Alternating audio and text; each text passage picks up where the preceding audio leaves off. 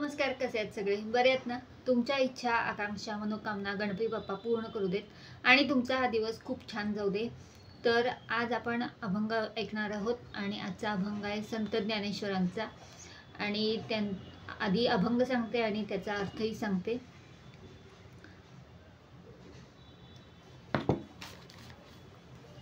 आधी मध्य आत टाकोनी अवसान, करू हरी ध्यान सोह भावे. दिवसा कामान रात्रीचा बडीवारू, हरीस परिवारू हरी आम्हा. जातीची विजाती नाही पै कुळधर्म, कुळीचा कुळधर्म हरी आम्हा. ज्ञानदेव सांगे वेदशास्त्र थोर, सांगतसे विचार आम्हा तुम्हा. याचा अर्थ असा आहे की जगाची उत्पत्ती, स्थिती, अंत तसेच वासना या सर्वांचा विचार टाकून देऊन श्रीहरीचे सोहरूपाने आपण ध्यान करू. आता या श्रीहरीच्या ध्यानाशिवाय दिवसा व रात्री काही एक काम उरले नाही, कारण आमच्या प्रपंचानं सगळा परिवार हरित झाला आहे. आम्हाला कुळधर्म, जातीचा अगर विजातीचा काही एक संबंध उरला नाही. अशी स्थिती झाल्यामुळे आमच्या कुळातल्या कुळधर्म एकच हरी बनला आहे. थोर अशा वेदशास्त्रांनी हाच विचार तुम्हा आम्हाला सांगितला आहे, असे माऊली सांगतात.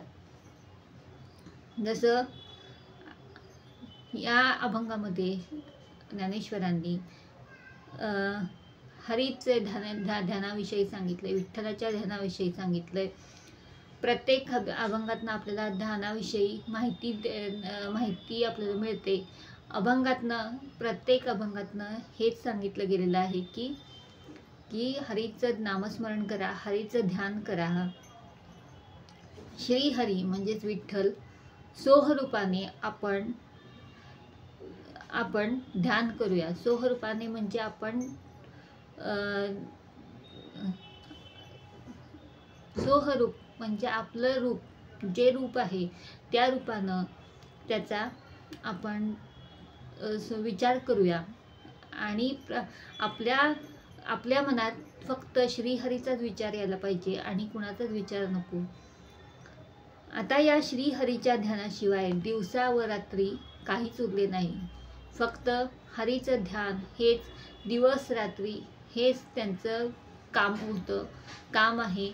आणि हेच काम असल्यामुळं आणि काहीच उरलं नाही आहे, कारण त्यांच्या परिवाराचा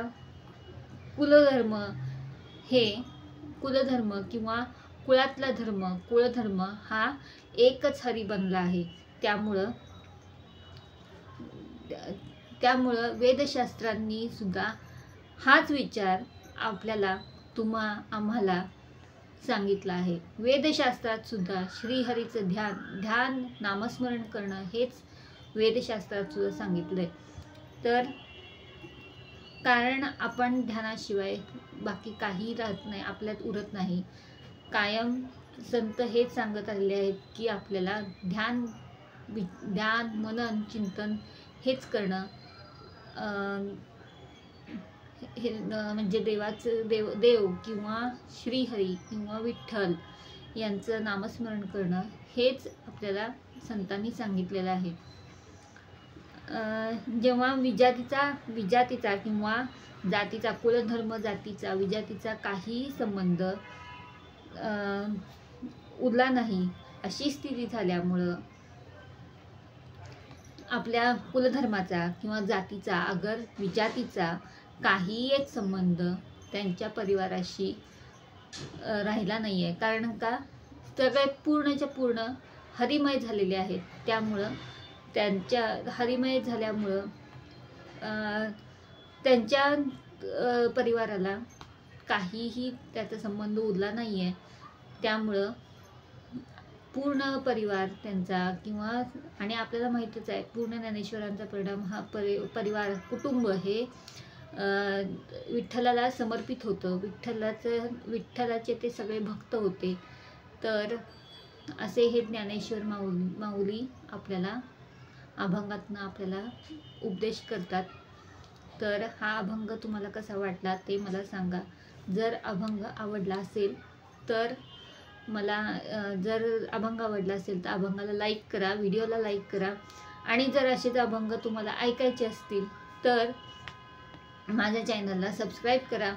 तर या चॅनलला तुम्ही सबस्क्राईब केलं तर तुमच्यापर्यंत माझे सगळे अभंग पोचतील. तर आपण पुढच्या व्हिडिओमध्ये असाच एक अभंग घेऊन भेटूया, पुढच्या भागामध्ये भेटूया. तोपर्यंत नामस्मरण करत राहा आणि श्रीहरीचं नाव घेत राहा. तर पुंडलिक वरदा हरी विठ्ठल, श्री ज्ञानदेव तुकाराम, श्री पंढरीनाथ महाराज की जय.